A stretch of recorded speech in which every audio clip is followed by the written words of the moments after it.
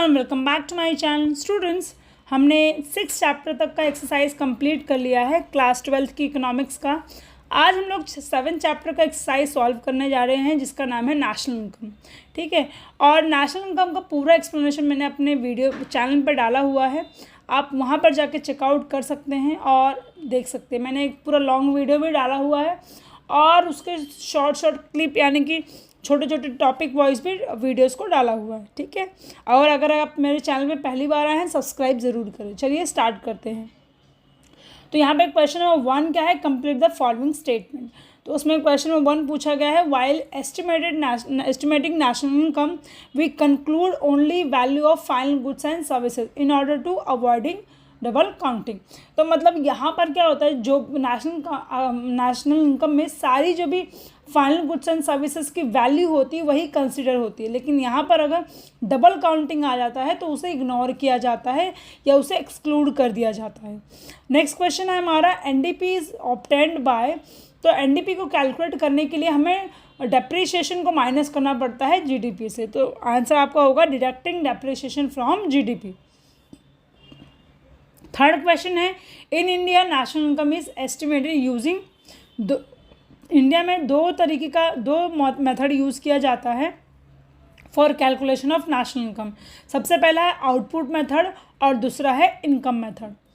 Question number 2 है हमारा, complete the correlation. जहाँ पे यहाँ पे ये जो फार्मूला दिया हुआ है वो जीडीपी का है और जो जीएनपी का फार्मूला है वो यहाँ पर जो एक्चुअली हाईलाइट नहीं किया मैंने, तो ये हमारा जीडीपी हो गया। Okay, so next question is output method. Output method को हम क्या बोलते हैं, प्रोडक्ट मेथड और इन्वेंट्री मेथड भी कहते हैं। ओके, नेक्स्ट आता है थियोरेटिकल डिफ़िकल्टी ट्रांसफर पेमेंट और प्रैक्टिकल डिफ़िकल्टी का क्या आता है, valuation of inventories. Question number 3 है हमारा, complete identify the incorrect pair. देखो इसमें पहले बोला है नेशनल इनकम कमेटी जो 1949 को आया और हमारा फाइनेंशियल ईयर क्या है 1 अप्रैल टू 31 मार्च है। और सी जो है income method minus national income, तो हमें क्या मिलता है, rent plus wages interest profit mix income net income from abroad. ठीक है, और जो लास्ट है एक्सपेंडिचर माइनस नेशनल इनकम, तो ये रॉन्ग है, तो ये हमारा 4th वन क्या हो जाएगा, रॉन्ग हो जाएगा। क्वेश्चन नंबर 4 क्या है, identify and explain the concept. इसमें सबसे पहला क्वेश्चन क्या है, Vrinda receive monthly pension of 5,000 from the state of government. तो जो वृंदा है ना वो उसको पेंशन मिलती है हर महीने मंथली बेसिस पे 5,000 का। तो ये क्या हो गया, काइंड ऑफ ट्रांसफ़र पेमेंट हो गया। मैंने आपको एक शॉर्ट में ही बताया ट्रांसफ़र पेमेंट क्या होता है, जब आपको कोई इनकम कोई भी तरीके का पैसा गवर्नमेंट से रिसीव होता है उसे ट्रांसफ़र पेमेंट कहा जाता है। एक्सप्लेनेशन में आप क्या लिखोगे, transfer payment refers to the one payment of money for which no money goods or services is received in exchange and government use transfer payment as means of income distribution। जैसे यहाँ पे दिया हुआ है pension, scholarship, grants, unemployment allowance. ठीक है, so next है Veeru kept aside 1000 kg out of 500 kg of wheat is in the family। तो ये क्या हो गया, सेल्फ कंजम्पशन हो गया। तो एक किसान क्या करता है, सबसे पहले तो वो क्या करता है कि जब वो खेती करता है तो कुछ अमाउंट वो जो है अपने सेल्फ कंजम्पशन के लिए रख लेता है साइड में, और जो रेस्ट होता है वो मार्केट में बेच देता है, उसी को सेल्फ कंजम्पशन कहा जाता है। और एक्सप्लेनेशन यहाँ पे मैंने लिखा हुआ है, आप इसको रीड कर सकते हैं।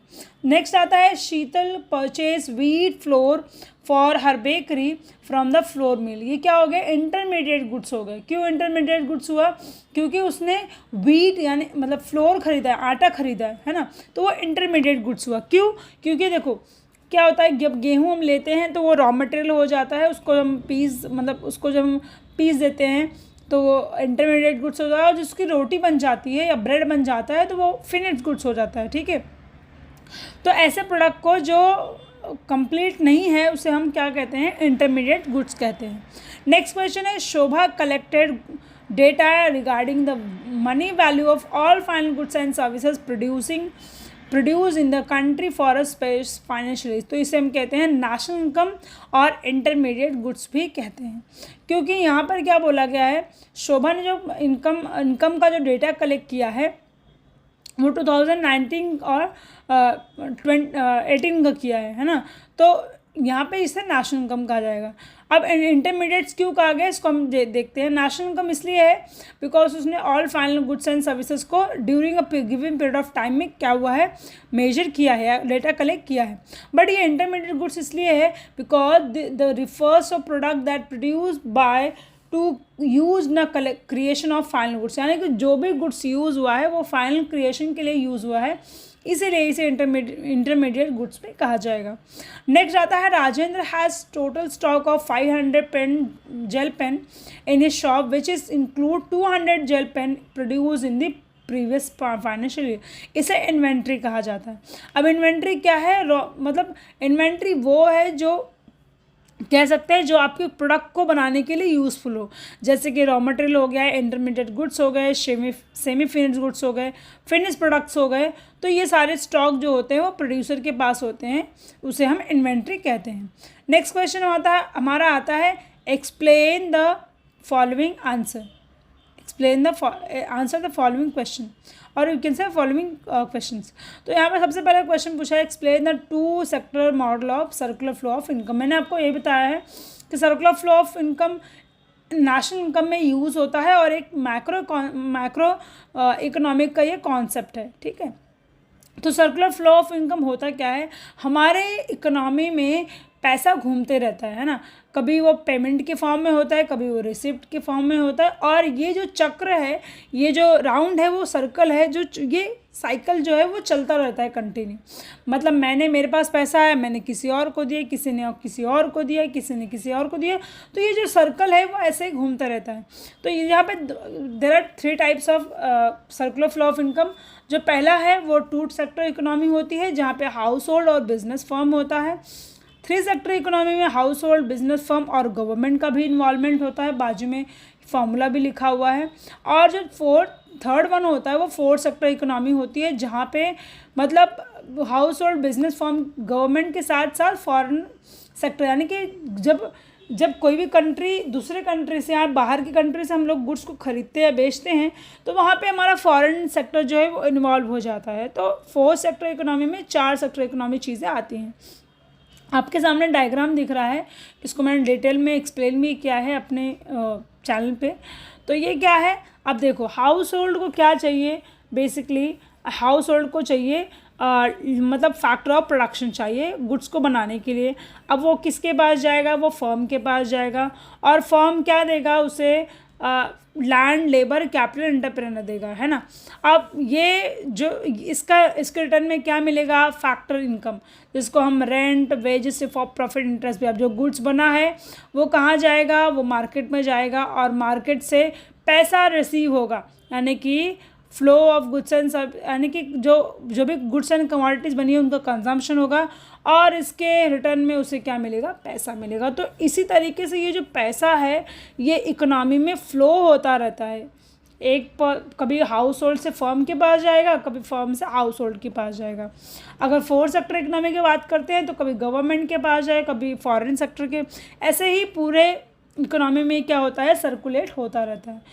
इसको मैंने डिटेल में एक्सप्लेन किया है, आप जाके वहाँ पे चेक कर सकते हो, आइदर आप रीड करोगे एक बार फिर भी आपको समझ में आ जाएगा। अब ये सर्कुलर फ्लो ऑफ इनकम होता क्यों है, क्योंकि जो इंसान है ना, उसकी जो इच्छा है, उसका जो वांट है, उसकी जो नीड है, वो कभी ख़त्म नहीं होती है। ड्यू टू दिस रीज़न ये क्या होता है, इकोनॉमी में घूमता रहता है। सो नेक्स्ट क्वेश्चन है, explain the importance of national income. तो सबसे पहले आपको नेशनल इनकम के बारे में कुछ लिखना है। मैंने आपको यहाँ पे डायरेक्ट आंसर दे दिया है, बट जब भी आप बोर्ड एग्जाम में आंसर लिखो तो नेशनल इनकम के बारे में मीनिंग लिखो, डेफिनेशन लिखो, उसके बाद इंपॉर्टेंस स्टार्ट करो, तो ये थोड़ा सा हाईलाइट हो जाता है आपका आंसर, ठीक है। तो सबसे पहला तो ये इकोनॉमी के लिए बेनिफिटेड होता है, इसको भी मैंने डिटेल में एक्सप्लेन किया है अपने चैनल पे।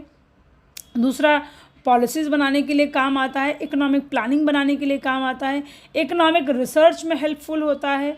देन स्टैंडर्ड ऑफ लिविंग को कंपेयर करने में हेल्प करता है, दोनों का कंपैरिजन करने में, हो ना। अब यहाँ पे कंपैरिजन मतलब जो रिच पीपल है उनसे मिडिल क्लास से लोअर क्लास का स्टैंडर्ड ऑफ लिविंग को कंपेयर। अब स्टैंडर्ड ऑफ लिविंग होता क्या है, जब हम हमारे से फॉर एग्जांपल कुछ गरीब हैं जो 10,000 में अपना पूरा मंथ निकाल लेते हैं, कुछ लोगों को 1 लाख भी कम पड़ जाता है, किसी को 1 करोड़ भी कम पड़ जाते हैं। तो लोग, हर इंसान का अलग अलग क्या है, स्टैंडर्ड ऑफ लिविंग है। नेक्स्ट आता है इनकम को डिस्ट्रीब्यूट करने में amongst the society, different section of the society में हेल्प करता है नेशनल इनकम। सो नेक्स्ट आता है फीचर्स में, यहाँ पे पहले मीनिंग लिखना है आपको, उसके बाद नेशनल इनकम क्या है, it is simply known as total income of a nation called as national income. और ये क्या करता है, ये रियल टर्म में जितने भी गुड्स एंड सर्विसेज को प्रोड्यूस हुए हैं ड्यूरिंग अ ईयर, वो प्रॉपरली दिखाने का काम नेशनल इनकम करता है। तो नेक्स्ट क्या है, हमारा फीचर्स है। तो फीचर्स की अगर हम बात करते हैं तो यहाँ पे क्या है, नेशनल, पहला है मैक्रो देखो हम जब बात करते हैं नेशनल इनकम की, तो ये सबसे पहले हमारे माइंड में क्या आता है कि मैक्रो इकोनॉमिक्स का कॉन्सेप्ट है। यहाँ पे माइक्रो नहीं, मैक्रो इसलिए है क्योंकि ये क्या करता है, नेशन लेवल पे काम करता है। दूसरा क्या है, ये जितने भी फाइनल गुड्स एंड सर्विसेज है उनको ही कंसिडर करता है। जब हम बात करते हैं डबल काउंटिंग या इंटरमीडिएट गुड्स की, तो वो इसको अवॉइड करता है। तो और यहाँ पे नेट एग्रीगेट वैल्यू को ही कंसिडर किया जाता है, और डेप्रिसिएशन कॉस्ट को बिल्कुल भी इंक्लूड होता यहाँ पे नहीं है।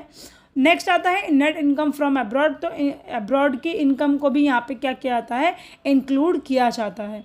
अब जितना भी पैसा एक्सपोर्ट से हम कमाते हैं उससे हमें क्या मिलता है, रिसिप्ट मिलता है, और इससे हम क्या माइनस करते हैं, इंपोर्ट को। तो हम जब इंपोर्ट करते हैं तो हमें पेमेंट देना पड़ता है, तो आर माइनस पी यानी कि receipt minus payment, export minus import.